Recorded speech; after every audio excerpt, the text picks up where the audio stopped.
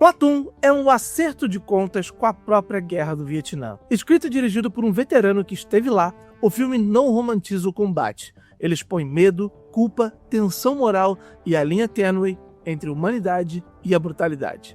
Mas o que quase ninguém sabe é que os bastidores foram tão intensos quanto o que aparece na tela. Hoje você vai descobrir curiosidades chocantes e histórias reais que tornam Platoon ainda mais poderoso. Então já se inscreve no canal agora, porque se você gosta de cinema com histórias reais, esse vídeo foi feito para você.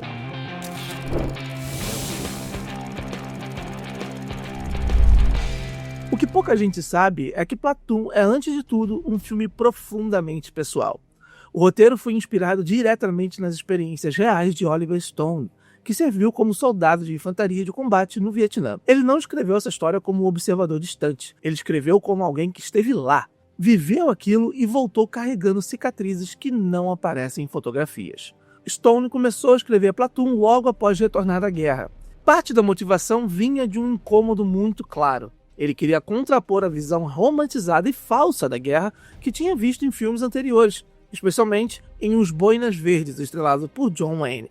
Para Stone, aquela imagem heróica simplesmente não representava a realidade que ele havia vivido. A primeira versão do roteiro surgiu ainda em 1971. Oliver Stone enviou esse primeiro rascunho para Jim Morrison, vocalista da banda The Doors, esperando que ele interpretasse o papel que mais tarde acabaria nas mãos de Charlie Sheen. O mais perturbador é que quando Jim Morrison foi encontrado sem vida em Paris, ele estava com o roteiro do filme nas suas mãos. Mas transformar Platoon em realidade foi uma batalha tão difícil quanto a retratada na tela. Oliver Stone chegou a trabalhar com o produtor Dino De Laurentiis em filmes como Conan o Bárbaro e O Ano do Dragão, com a promessa de que Dino financiaria Platoon. Só que uma sequência de fracassos de bilheteria levou ao colapso do estúdio do produtor, e o projeto ficou anos no limbo. A ironia é que se Dino De Laurentiis tivesse produzido Platoon, provavelmente teria salvado seu estúdio.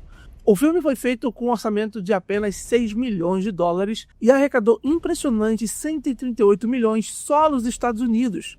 Em 1986, Platoon se tornou o terceiro filme de maior bilheteria do ano, ficando atrás apenas de Crocodilo Dundee, que ficou em segundo lugar, e Top Gun: Ases Indomáveis, que liderou o ranking. E os desafios não pararam nem quando as câmeras começaram a rodar. O elenco e a equipe chegaram às Filipinas no início de 1986, poucos dias antes da revolução que derrubou o ditador Ferdinand Marcos.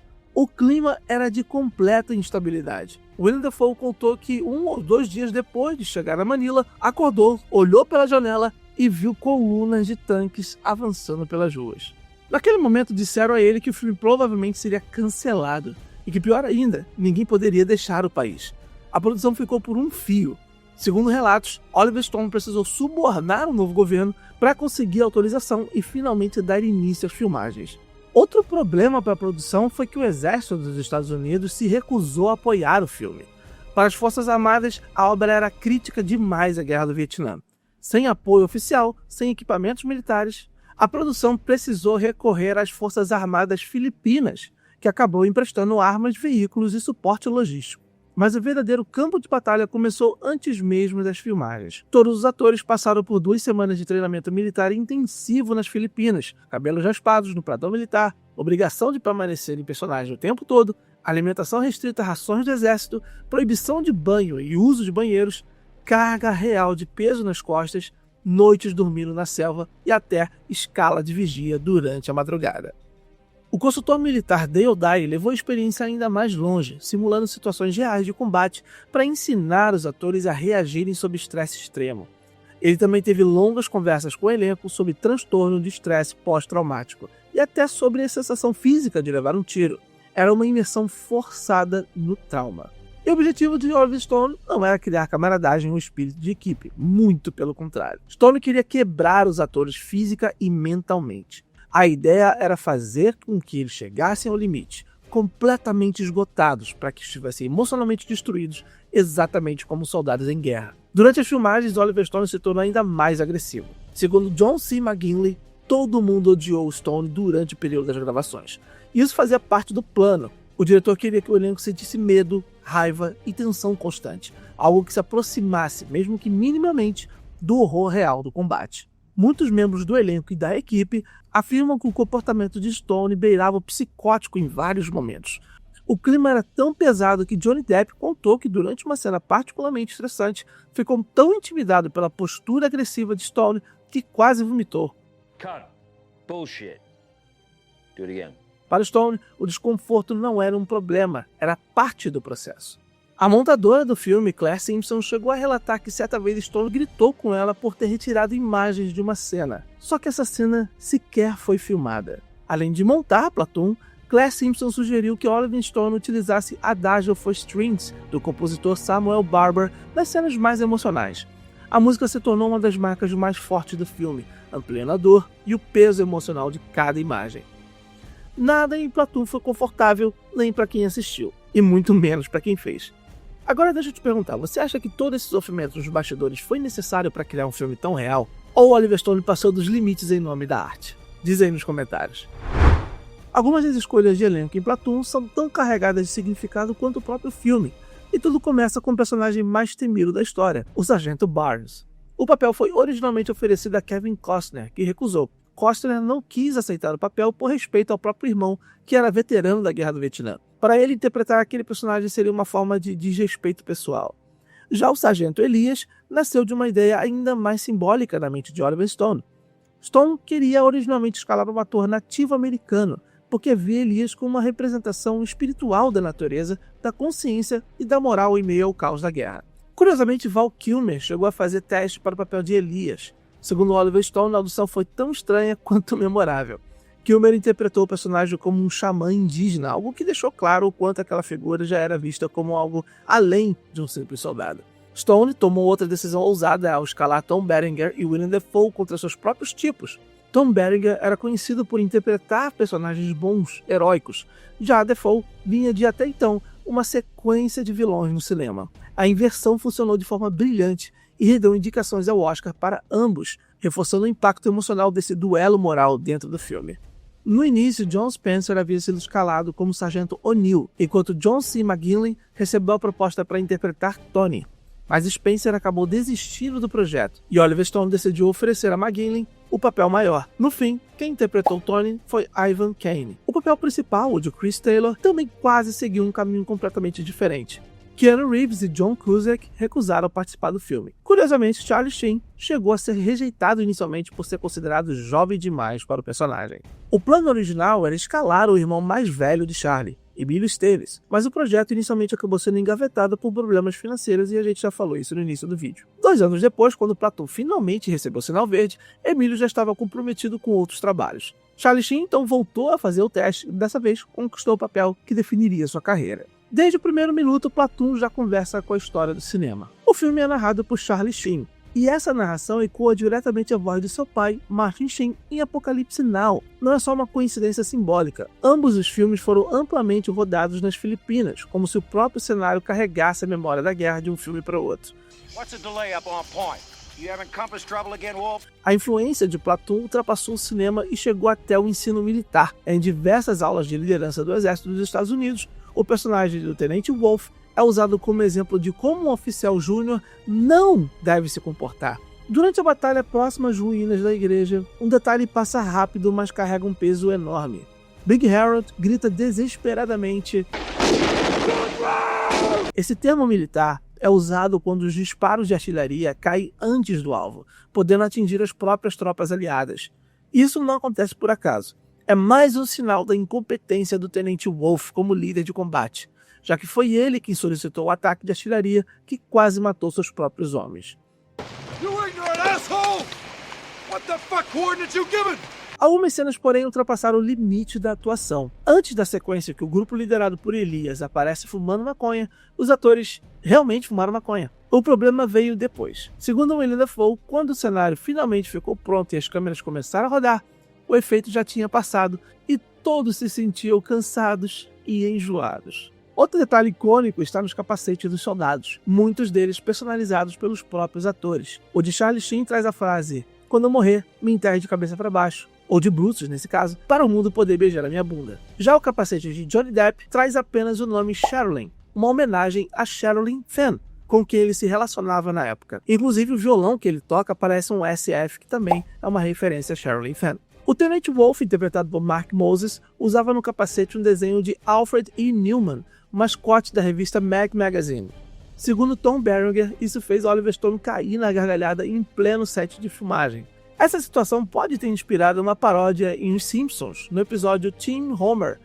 Nele, o diretor Skinner revela que no Vietnã, um soldado com o slogan da Mad no capacete fez a companhia rir tanto que acabou permitindo uma emboscada inimiga, o que o levou a passar 3 anos em um campo de prisioneiros de guerra.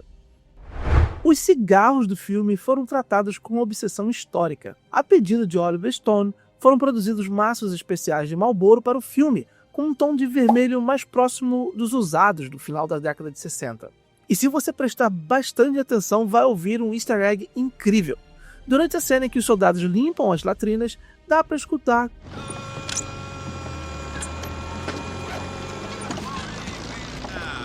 é uma gravação real da voz de Adrian Cronauer. Curiosamente, Platoon foi lançado um ano antes de Good morning, Vietnam! E há mais uma conexão. Forest Whitaker e Richard Edson aparecem nos 2 filmes. Nem tudo que vemos em Platoon foi interpretado por atores profissionais. Alguns dos figurantes vietnamitas que aparecem no filme eram, na verdade, turistas vietnamitas que estavam de férias nas Filipinas. Já os moradores das vilas foram interpretados por refugiados vietnamitas reais, que viviam no país após fugirem da guerra. Isso torna ainda mais perturbadora a famosa cena em que o personagem de Kevin Dillon, o Bunny, agride brutalmente um jovem da vila. Durante as filmagens, Dillon ficou completamente abalado. O homem que fazia o papel da vítima era um filipino que a produção havia encontrado em um lugar da região.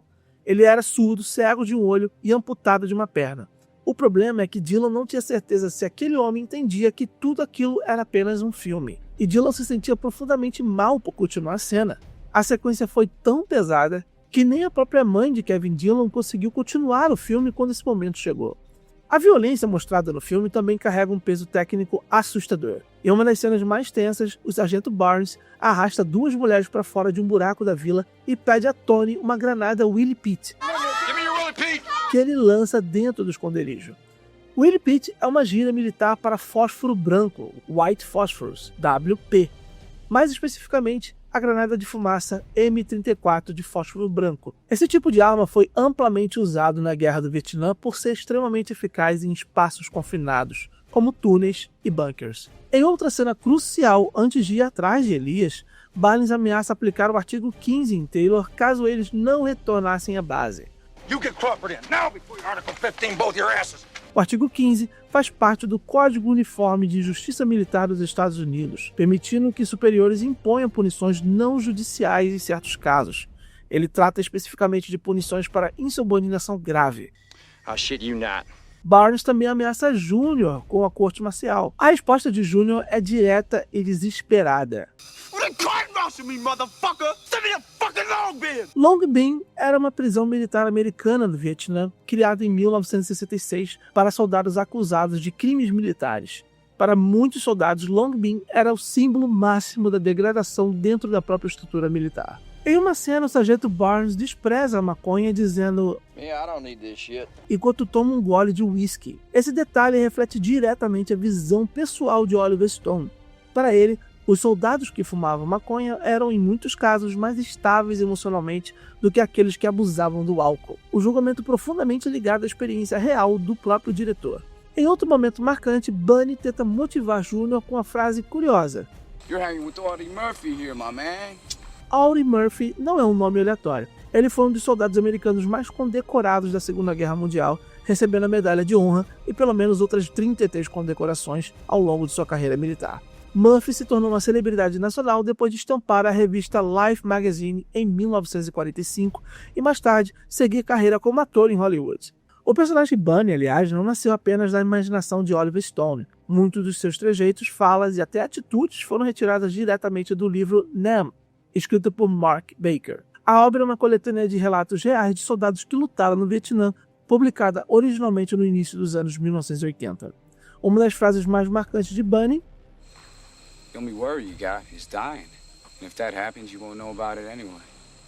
vem diretamente desse livro. Além disso, no capítulo Grunts, um soldado aparece com um escalpo na parte de trás do capacete, exatamente como Bunny aparece em Platoon.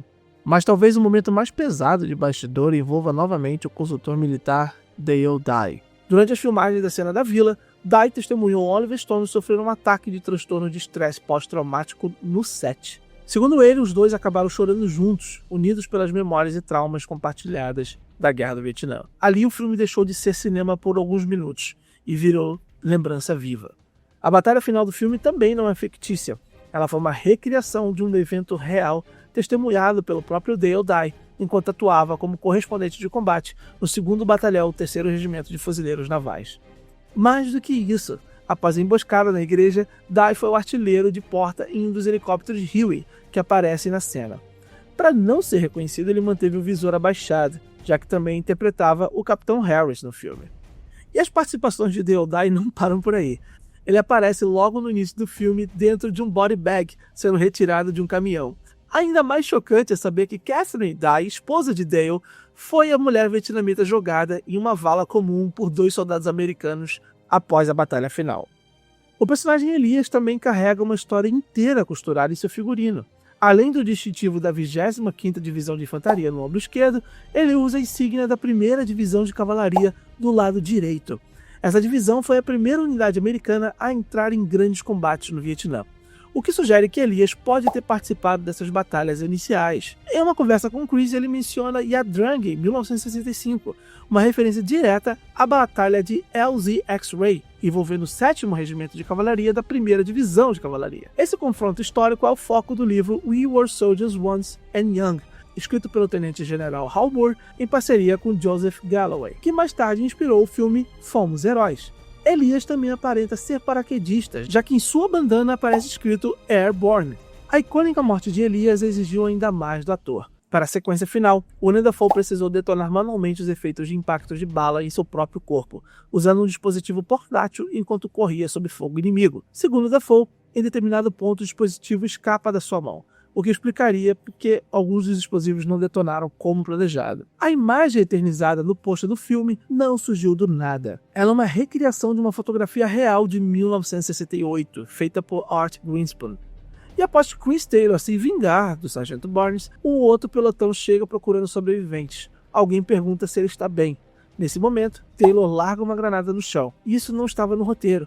Foi uma decisão de Charlie Sheen, que acreditava que seu personagem naquele momento estava com uma intenção de tirar a própria vida. Oliver Stone gostou tanto da ideia que decidiu mantê-la no filme. E no helicóptero, já no final, Chris diz que se sente como um filho de Barnes e Elias. E visualmente isso acaba sendo reforçado. Ele tem um ferimento na bochecha direita, que lembra a cicatriz de Barnes, e usa uma bandana, assim como Elias. Outro detalhe poderoso é que o Platoon foi filmado quase que em ordem cronológica. Conforme seus personagens morriam, os atores iam embora e voltavam para casa. Quando chega a cena final no helicóptero, a emoção de Charlie Sheen é real, não é só atuação. Ele sabia que, assim como seu personagem, também estava indo embora daquele inferno. E Platoon não é apenas um filme de guerra, é um filme sobre o que a guerra faz com as pessoas. E tudo isso que foi mencionado no vídeo existe por um motivo: não deixar o espectador confortável. Porque a guerra não é confortável, ela não é heróica. Ela não é limpa, ela é confusa, contraditória, traumática. Talvez seja por isso que Platoon ainda doa tanto, porque ele não pede que você admire a guerra, ele pede que você a encare. E se esse vídeo te fez olhar para Platoon de outra forma, deixa o like para fortalecer o canal, se inscreve para não perder os próximos vídeos.